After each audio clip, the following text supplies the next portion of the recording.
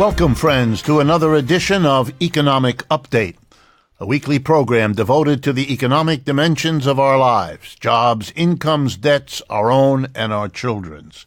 I'm your host, Richard Wolff, been a professor of economics all my life, and on that basis prepare these weekly updates.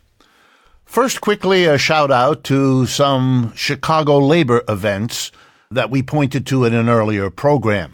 Chicago is indeed becoming a very interesting place of change here in the United States. A new mayor, first woman, first gay, first non-white, all combined in one person, got elected to be the new mayor and promises big changes. It's already a change that such a thing could happen. I'm also happy to announce that the University of Illinois at Chicago, the graduate students and teaching assistants who get terribly badly paid and overworked and under-respected, went on strike and won some significant gains they could not have gotten otherwise. However, two other strikes continue. One that's been going on since the 10th of March is the Chicago Symphony Orchestra. It turns out the wealthy folks of Chicago may like to have a symphony, but they don't want to pay for it, and that, of course, isn't so unusual for them. But kudos to the striking musicians who haven't caved in, who haven't gone back, who maintain that they deserve the pensions they once had, and they deserve to be paid as much as orchestras elsewhere in major cities. A new strike, interesting in another way. Headley Manufacturing, relatively small place. But here the strike is not by a union. The workers aren't unionized there. It's a strike led by Arise Chicago, a group of churches working together with workers to change the conditions of labor in Chicago. Bravo to you for getting together and doing that, and to those faith-based folks who see a different way to express their commitment to religion. Let me turn now to the bigger ones. In the last quarter of 2018, world trade really contracted, and that is continuing. It is hurting the world economy because it's more of a trading world economy than it's ever been. And why has that happened? Well, two things have really damaged world trade. One is the uncertainty of the crazy things going on in the United Kingdom over whether it will or will not stay in the European Union. That is hurting trade all over the place as everybody has to calculate with that uncertainty. The second cause of world trade's decline is, of course, the trade war being perpetrated by Mr. Trump and the Republican Party against China, number one, but likewise against Mexico and Canada via NAFTA, against Europe with the trade tariffs being imposed on them and more of them threatened. Interestingly, both the conservatives in England and Mr. Trump and the Republicans here have been using the trade war as a distraction for their people suffering from the horrors of a capitalism in decline, crashing in 2008, bailing out the very people who brought the crash, and then imposing austerity on the mass of people. This is a capitalism in trouble. You have to distract your people from it. Brexit does that in England, and Mr. Trump's posturing as the protector of America against a cheating world trade partnership works that game here in the United States. Here's the irony. To evade the focus, the need to confront the declining system in the United States and the UK, the conservative leaders distract people. That makes the situation worse. That's the meaning of a declining world trade volume and so forth. So as you distract people, the problem gets worse. That's not going to end well. Next item. The city of New York has committed to congestion pricing. This is so ridiculous that it really requires a bit of time. As many of you know who've ever visited New York, traffic congestion here is ludicrous. It matches or exceeds that in many other urban areas. Los Angeles comes to mind, Chicago, and so forth. So there's been a demand by people to do something about it because it is, of course, the height of capitalist inefficiency. You're very efficient in the office, but it takes you 2 hours to get there because of the traffic. There cancels the efficiency in the office because of the inefficiency outside the office of a traffic system that is arcane, inadequate, and overused, and therefore breaking down, etc., etc. What is the solution that New York City has found? Well, it turns out it's going to copy some other world cities, Singapore, London, Stockholm examples, and do congestion pricing. What does that mean? Below 60th Street in Manhattan, you will have to pay a fee, a bunch of dollars, every time you go into that area to reduce congestion. What an interesting idea. What a disaster. First of all, it is grotesquely unfair. For rich people, this is pocket change and will mean nothing. But for middle and low income people who have to come into that part of the city to work, it will be a major burden. Who came up with this? Well, let's see. Rich people don't want to pay taxes for the obvious solution, which is mass transit. Really do something about the trains, buses, and other kinds of vehicles that could move people in and out of the city. Then you discover, as I did when I did the research, a little detail. Millions of dollars have been spent by the Uber Corporation in favor of this congestion price. And now, of course, why?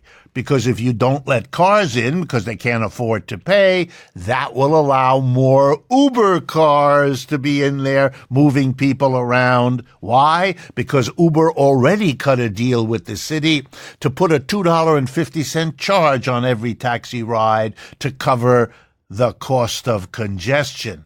Notice, not Uber pays it, the rider does. So guess who gets out of paying the cost of a proper mass transportation system? Corporations and the rich. And so they are behind it, they get the benefit. And the only thing that would be horrific is to imagine that this is about solving the congestion problem. Let me give you a little example of where this can lead. A few months ago, Mr. Macron in France decided he was going to do something about pollution. Hello, good morning, only after 10 years. And what was he going to do?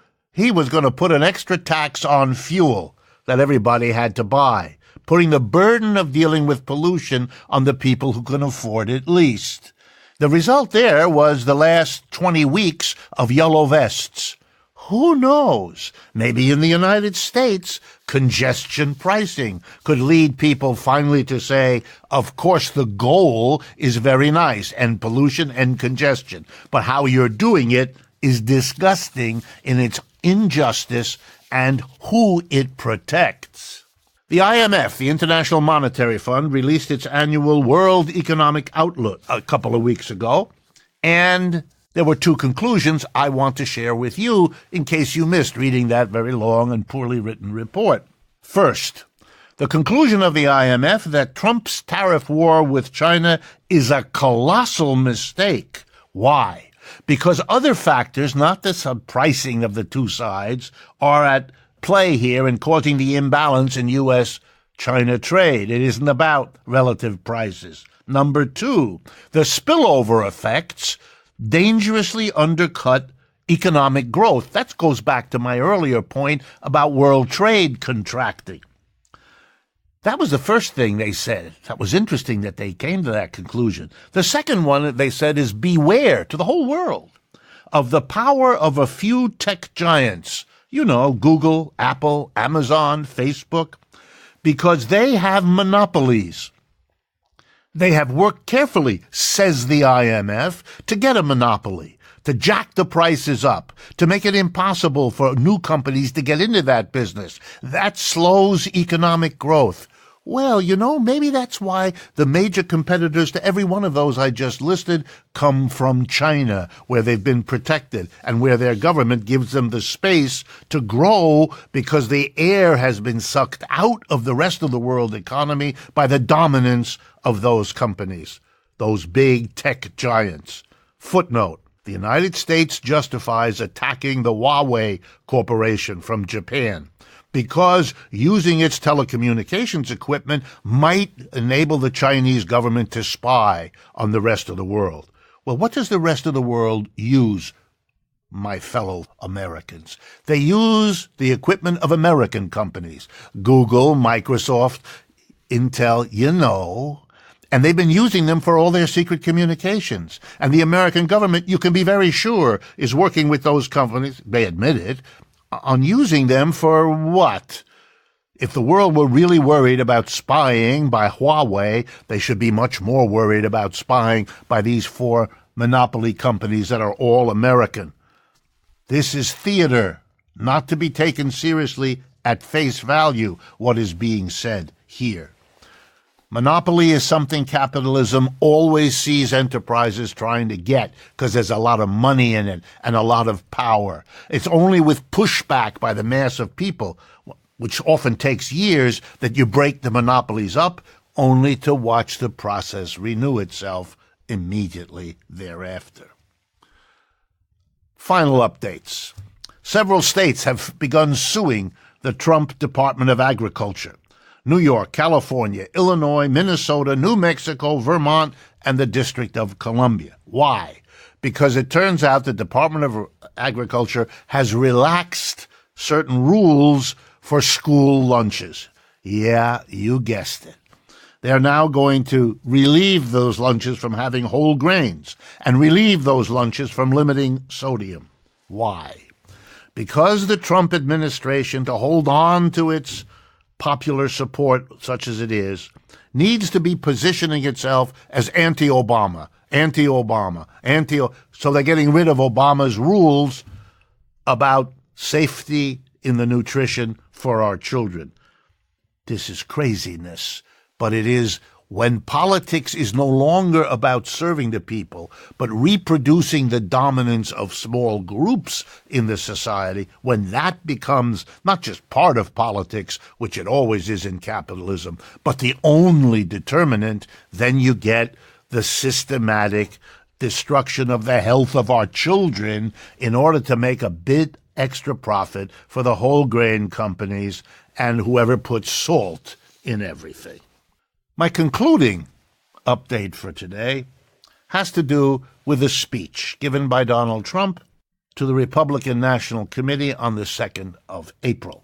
He does 2 interesting things there. One, he insults Alexandria Ocasio-Cortez. He refers to her as a young bartender, which would position her as different from him, which is an old real estate hustler. But I guess if you're in the world of old real estate hustles, insulting, like lying, become normal functions associated with the job you do. The other thing he said, which is of much more importance, is so interesting, I'm going to quote it. Don't underestimate the power of socialism to get a vote. That's right, Mr. Trump. And you deserve much of the credit for making socialism as attractive as it has become to millions of Americans.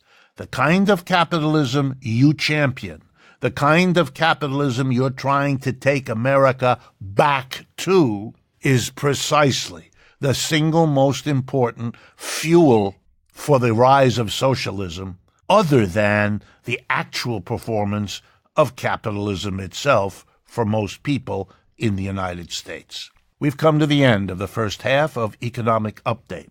I want to remind you, please, follow us on YouTube. Indicate your interest. Click on being a supporter, subscriber. It's an enormous help to us. Make use of our websites, democracyatwork.info and rdwolf with 2fs.com. And as always, our thanks to the Patreon community that is such a support and encouragement for all we do. Stay with us. We'll be right back. I would like to take a brief moment to tell you about my latest book. It's called Understanding Marxism. Marx was a social critic who identified capitalism as not an end of human history, but rather merely the latest phase of human history, which, as we now see, needs a transition to something better. You can get your copy of Understanding Marxism today by simply going to lulu.com. That's LULU.com, and searching for Understanding Marxism by me, Richard D. Wolff. We are also very proud that this book is the first one published by our group, Democracy at Work, and we're proud to be able to bring it to you at this time. Welcome back, friends, to the second half of Economic Update. It is my pleasure once again to welcome to this program, and for all of you, Dr. Harriet Fraad. She's been on the program many times, and in a minute I'm going to tell you about a new project that I think you will find especially interesting, and we are very excited about doing it. Harriet Fraad is a mental health counselor and a hypnotherapist in private practice in New York City. Her work explores the intersections of American personal, economic, and political life, and it's on her website at harrietfraad.com. The website is also the host of her podcast. It's called Capitalism Hits Home, and that's exactly what it's about. We're very excited about this podcast. It's part of a family of podcasts that we are growing and that make the work that we bring to you on this program more available, more extensive than otherwise. So we urge you, take a look. Harriet Fraad, Capitalism Hits Home. The podcast is available on our website, democracyatwork.info, and also on iTunes and Google Play. Welcome to the program. Glad to be here. Okay, I want to talk today about a difficult topic, and it's a difficult topic for many reasons. I don't have to explain it, but it has to do with sexual harassment, sexual abuse on the job. It is something that affects almost every workplace. It is a factor shaping the productivity of our workers because of the experiences they have to undergo at the workplace. It's really a part of our economic performance, only it's one we don't think of that way and we haven't talked about. So let's begin by talking about what is sexual harassment, sexual abuse.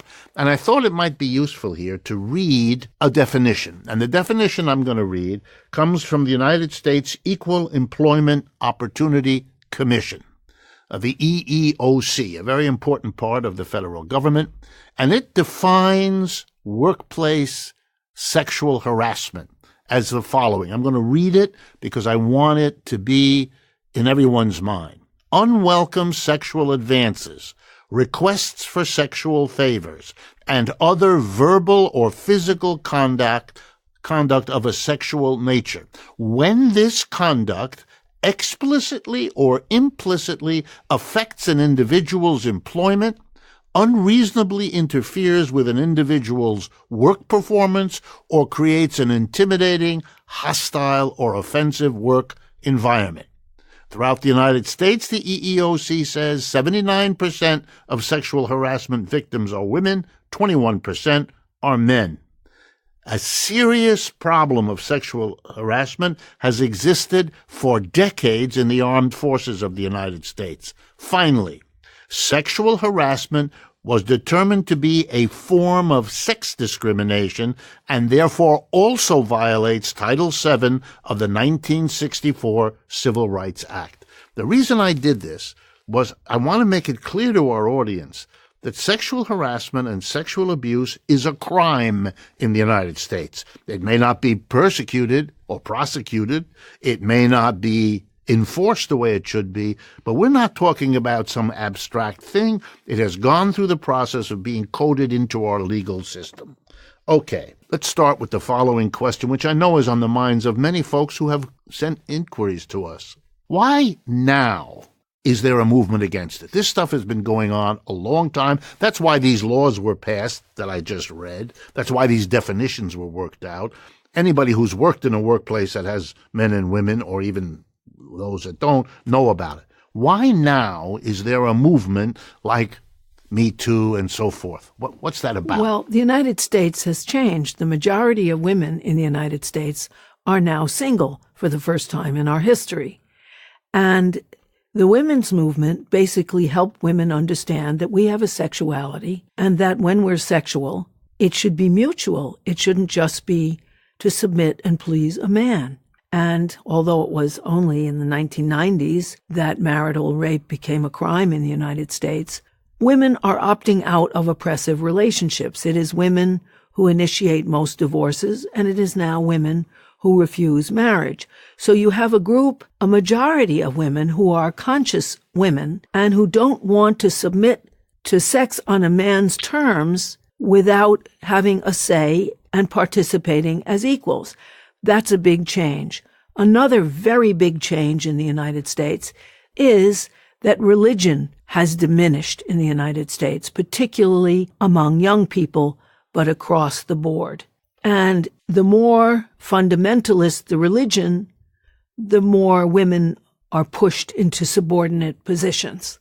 For example, the Southern Conference leadership on gender from the Southern Baptist Convention on gender states that women should be subordinate to men.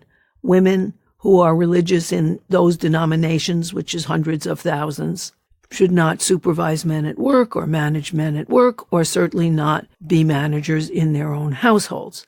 They should subordinate themselves to their husbands. And there is certainly, the closer one is to a fundamentalist reading of the Bible, there's ample evidence in the Bible. I'd like to quote, "From the beginning in Genesis, Eve is blamed because she got the apple and they both took a bite, giving them knowledge of their own body parts, giving them sexuality for which she is blamed. And the Lord speaks when he sees this. And he says to the woman, I will make your pains in childbearing very severe. With painful labor you will give birth to children. Your desire will be for your husband, and he will rule over you." That's in Genesis.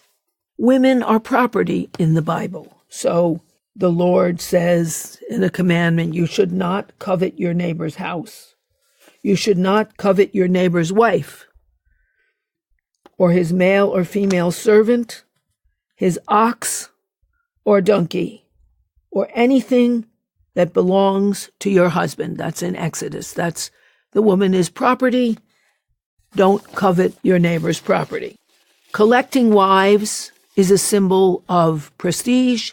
King Solomon had 700 wives and 300 concubines. And according to kings in the Bible, his wives led him astray. So let me interrupt, even though I understand the point here. You're saying that the retreat of that kind of religion in the population, right, together with the broader social changes in the position of women, that they are more independent, that they are single longer, that they're not buried, if you like, in the family relationship the way they were in the past, all of these things have contributed to a recognition that they are being sexually harassed and oppressed, and that they want to fight back. And that they don't have to tolerate it. Women are not the property of men the way the Bible designates. So, for example, in the Bible, in Corinthians, if a woman does not cover her head, she might have her hair cut off. But it is a disgrace for a woman to have her hair cut or her head shaved. Then she should cover her head, because a man ought not to cover his head, since he is the image and glory of God. But woman is the glory of man. For man did not come from woman. Woman was created from man. Now, of course, we know that turns reproduction on its head, but that's the way the Bible dictates. So you have fundamentalists reading the Bible have put women in an inferior position as as property of men, and as inferior to men, and as subordinate to men. So letting go of religion, and particularly fundamentalist religion, has also added to women's sense of being equal people who do not have to service men just because men want it.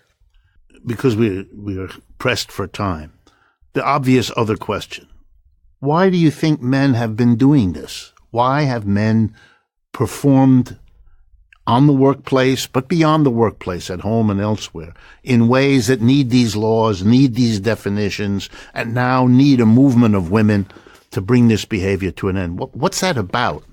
What it's about is a lot of things. Psychological theory, Nancy Chodorow, says that because children grow up in a virtual matriarchy, girls can identify with women. Women models are all around. Boys don't have that luxury. So they grow up with a negative model. I am the not woman. Because the man is away from the household where they grow up? Because the man is not involved, is not away, is not involved, is not interactive with little children. He's not at the daycare center. He's not at the kindergarten.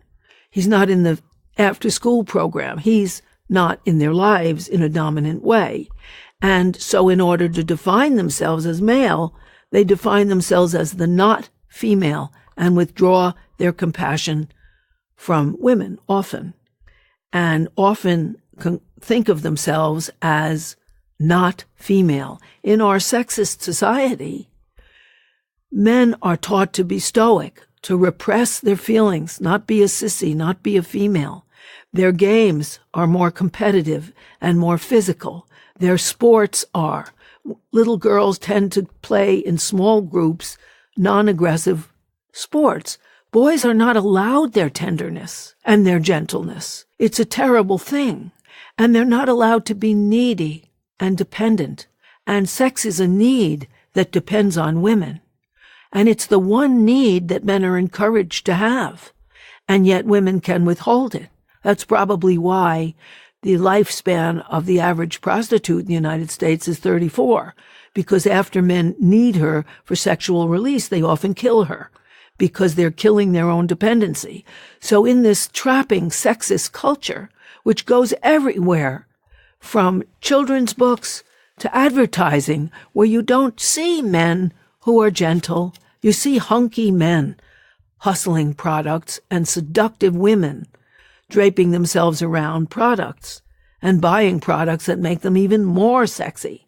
So you have a divergence of roles and pressure on boys to express a need for sex and to judge women according to sex and to bond with each other according to porno and girly magazines. You don't have an equivalent development in girls.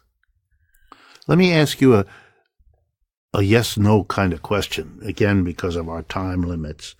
Do you think that there's more sexual harassment going on than in the past? Is the Clinton, the Trump, the movie directors, the athletes that are coming exposed? Is there more of it going on, or is it the women protesting that makes it more visible?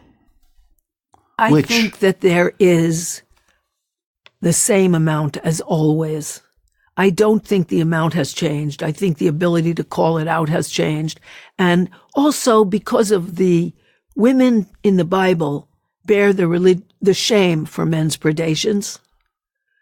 But the women's movement rejects that, and so does a lot of other gender thinking. And so women want to put the shame of sexual aggression back on the men who are aggressive and not hold it themselves. And so instead of just being ashamed, they accuse.